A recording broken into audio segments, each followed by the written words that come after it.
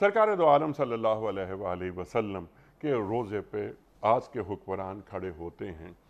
57 مسلمان اسٹیٹس ہیں, OIC کے ممبرز ہیں, یہ کھڑے ہوتے ہیں حکمران, اور یہ قسط کی جو بات, عدل کی جو بات, حکمرانی کی جو بات, اور وہ روشنی جو سیرت سے ہمیں مل رہی ہے, اور وہاں کھڑے ہو کر روز رسول پہ کھڑے ہو کے صلی اللہ علیہ وآلہ وسلم یہ وعدہ کریں کہ ہم سب یہاں موجود ہیں, یہ 1.5-2 ارب مسلمان, ہم حکمران ہیں.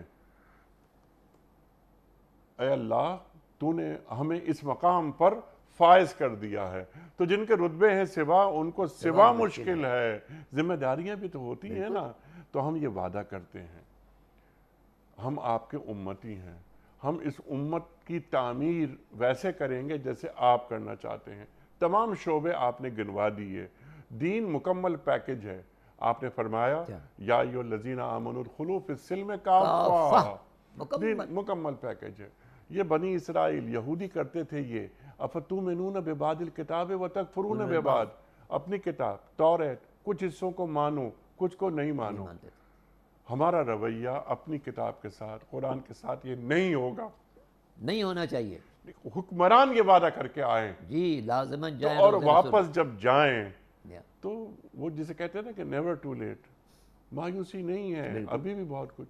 اور یہ پھر جاتے ہیں ملتزم پہ کھڑے ہوتے ہیں, اور ملتزم پہ کھڑے ہو کر یہ وعدہ کریں, اے اللہ ہم وعدہ کر رہے ہیں تجھ سے, تو یہ جو تو نے ہمیں حکمرانی دے دی ہے, تو نے, ہم یہ چاہتے ہیں کہ عالم اسلام جو عالم خوف میں ہے یہ عالم امن میں تبدیل ہو جائے, بے شک, دین کی بنیادیں مضبوط ہوں. یا کم از کم ان اصولوں کو نافذ کرنے کی کوشش کریں کہ نظام صلاۃ بھی اچھی طرح قائم ہو, نظام زکوٰۃ بھی اچھی طرح سے قائم ہو, معاشرے سے برائیوں کا خاتمہ کرنے کی کوشش کی جائے, عدل کے نظام کو اچھی طرح سے قائم کیا جائے.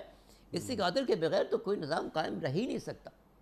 یہ نظام اللہ نے اپنی ذات کا تذکرہ شہادت عدل کے ساتھ کیا, شہد اللہ انہ لا الہ الا اللہ, اس کے بعد بالقسط, قائماً بالقسط, اللہ عدل پر قائم ہے, جی, اور اپنی گواہی دے رہا ہے, گواہی دے رہا ہے. اللہ اکبر. تو یہ لازمی ہے کہ اس آیت کی روشنی میں جتنے بھی مسلمان حکمراں ہیں, ہمارے پاکستان کے حکمراں ہوں یا دوسرے ملکوں کے حکمراں ہیں, پیش نظر رکھیں کہ اللہ نے جن لوگوں کو زمین پر طاقت عطا کرنے کا اعلان کیا ہے, ان کی ذمہ داریوں میں سے اہم ذمہ داری نظام صلاۃ ہے, نظام زکوٰۃ ہے, بندگان خدا کے معاملات کی اصلاح ہے, شرک کا خاتمہ ہے. دیکھیں کہاں کہاں ہم اپنی زندگی میں کن امور میں شرک میں مبتلا ہوتے ہیں, اسے بچنے کی کوشش کریں, اور بندگان خدا کے لیے ایسا نظام قائم کریں کہ یمکن لہم دینہم الذی ارتضی لہم, دین غالب نظر آئے, ہمارے ہر شعبہ حیات پر دین غالب نظر آئے. افسوس یہ ہے کہ ہمارے ہر شعبہ حیات میں دین مغلوب نظر آئے. جی, اور دین کا شکوہ نظر آئے. وہ اقبال فرماتے ہیں نا کہ عید آزاداں شکوہ ملک و دین, اور عید محکومہ ہجوم مومنی. وہ ہجومی نظر آتا ہے, یہ ہجوم نظر آتا ہے. اور یہ کتنی بڑی امت ہے, یہ آخری امت ہے, کتنی بڑی ذمہ داری ہے. کنتم خیر امت اخرجت للناس, اللہ سب سے بہتر امت جو انسانوں کے لیے نکالی گئی.